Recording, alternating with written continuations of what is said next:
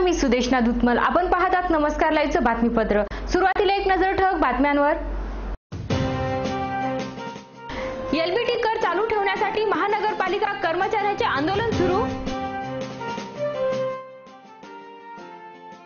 पदवीधर निवडणुकीत भाजपाचे आमदार सतीश चव्हाण यांना कडवे आव्हान। प्रताप पाटलांचे नेतृत्व जनतेने नाकारले। विद्यमान आमदार शंकरांना धोंडगे यांचा प्रताप पाटलांना घरचा आहेर।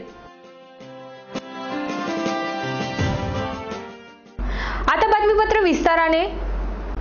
राज्य शासन महानगरपालिकेतील कर्मचाऱ्यांना एलबीटी करात सवलत देण्याच्या तयारीत आहेत। व्यापाऱ्यांना एलबीटी कर सवलत दिल्यास महानगरपालिकेचे उत्पन्न कमी होईल, त्यामुळे या कर्मचाऱ्यांची पगार वेळेवर होणार नाही। एलबीटी कर सवलत देऊ नये यासाठी महानगरपालिका कर्मचाऱ्यांनी आंदोलन सुरू केले आहे।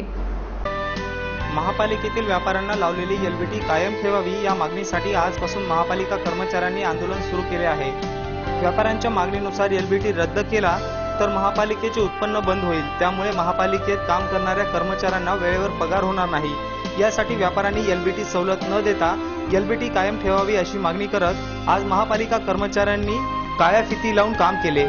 सर्व महानगरपालिकेमध्ये काळ्या फिती लावून काम करणे आणि विविध स्वरूपाची आंदोलनं या महाराष्ट्रामध्ये चालू आहेत। आम्ही गेल्या 4-5 वर्षापासून एलबीटी जकात बंद करू नये, एलबीटी चालू करू नये, एलबीटी बंद करत असतील तर आम्ही आमचा सुद्धा त्याला विरोध आहे। एलबीटी बंद केल्यास राज्यातल्या महानगरपालिकेच्या विकासाचा प्रश्न निर्माण होणार आहे, म्हणून एलबीटी बंद करू नये आमची भूमिका आहे। परंतु राज्य सरकार एकतर्फी निर्णय घेत आहे आणि आमची संघटना त्याला राज्य सरकारच्या निर्णयाला सर्वोच्च न्यायालयामध्ये सुद्धा आव्हान दिलेलं आहे।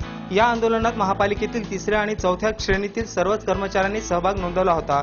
राज्य शासनाने व्यापाऱ्यांना देण्यात येणारी एलबीटी सवलत रद्द केल्यास महापालिका कर्मचारी आपले आंदोलन अधिकच तीव्र करतील, असा इशारा महापालिका कर्मचारी संघटनेचे अध्यक्ष गणेश शिंगे यांनी दिले आहे। सध्या पदवीधर मतदारसंघाची धामधूम सुरू असून भाजपा देखील या निवडणुकीत कंबर कसून कामाला लागली आहे। भाजपाचे उमेदवार शिरीष बोराळकर यांच्या प्रचारासाठी आज बजाज फंक्शन हॉलमध्ये आयोजित बैठकीत जिल्हाध्यक्ष राम पाटील रातोळीकर यांनी कार्यकर्त्यांना प्रचार मंत्र दिला। पदवीधर मतदारसंघासाठी काँग्रेस राष्ट्रवादीकडून विद्यमान आमदार सतीश चव्हाण यांची उमेदवारी आहे, तर त्यांना शह देण्यासाठी भारतीय जनता पार्टीने शिरीष बोराळकर यांना उभे केले आहे। लोकसभेप्रमाणे पदवीधर मतदारसंघात देखील चमत्कारिकरित्या निवडून येण्याचे भाजपाचे स्वप्न असून शिरीष बोराळकर यांना आज प्रचारासाठी शहरातील बजाज फंक्शन हॉलमध्ये भाजपा कार्यकर्त्यांची बैठक झाली। या बैठकीत राम पाटील रातोळीकर यांनी कार्यकर्त्यांना निवडणुकीसाठी कानमंत्र दिला।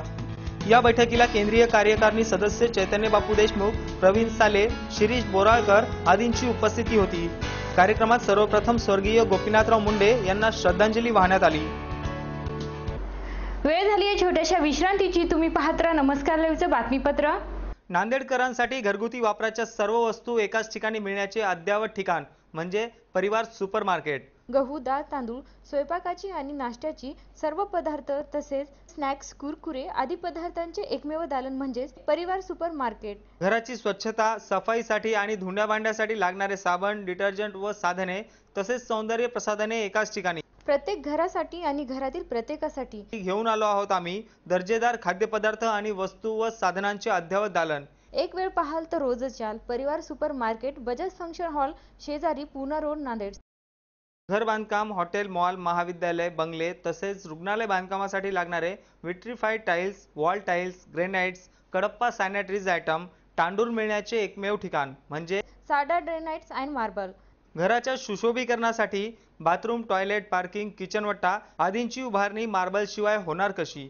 Sarda granites and marble, Vidyutnagar, Nanded, Gundawar petrol पंपाजवळ, आनंदनगर, नांदेड। संपर्क 9423 03 50 35।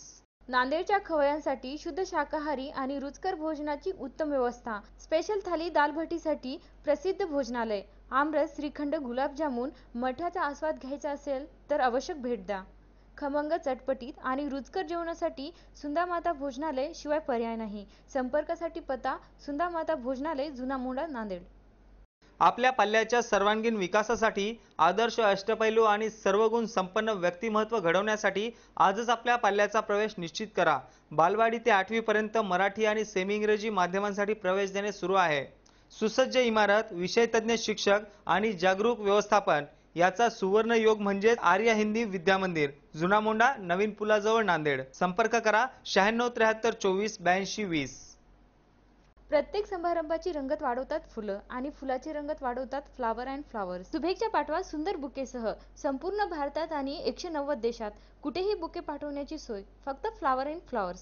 Bouquet, stage decoration, room decoration आणि कार डेकोरेशनसाठी सृजनशील नाव flowers and flowers, centre point, Shivajinagar, Nanded. संपर्क 7350 62 56 56. शुभेच्छा पाठवा सुंदर बुकेसह. संपूर्ण भारतात आणि 190 देशात कुठेही बुके पाठवण्याची सोय फक्त फ्लावर अँड फ्लावर्सवर. विश्रांतीनंतर पुन्हा एकदा आपलं स्वागत. लोहा कंधार मतदारसंघाचे विद्यमान आमदार शंकराना धोंडगे आणि माजी आमदार प्रताप पाटील चिखलीकर यांचे पक्षांतर्गत असलेले मतभेद पुन्हा एकदा चव्हाट्यावर आले आहेत. आमदार शंकराना यांनी प्रताप पाटलांना लोहा पालिकेच्या निवडणुकीत आलेले अपयश म्हणजे जनतेने नाकारले असल्याचे चित्र आहे.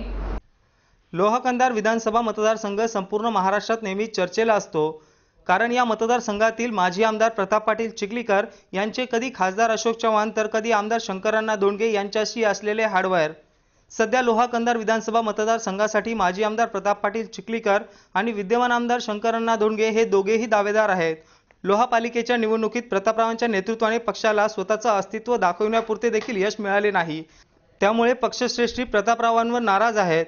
आता विद्यमान आमदार शंकराना धोंडगेंनी लोहा पालिकेतील अपयश आणि मागच्या विधानसभेतील अपयश म्हणजे प्रताप पाटलांना जनतेने नाकारल्याचा पुरावा आहे असे आरोप करत प्रताप पाटलांना आपल्या घरचाच आहेर दिला.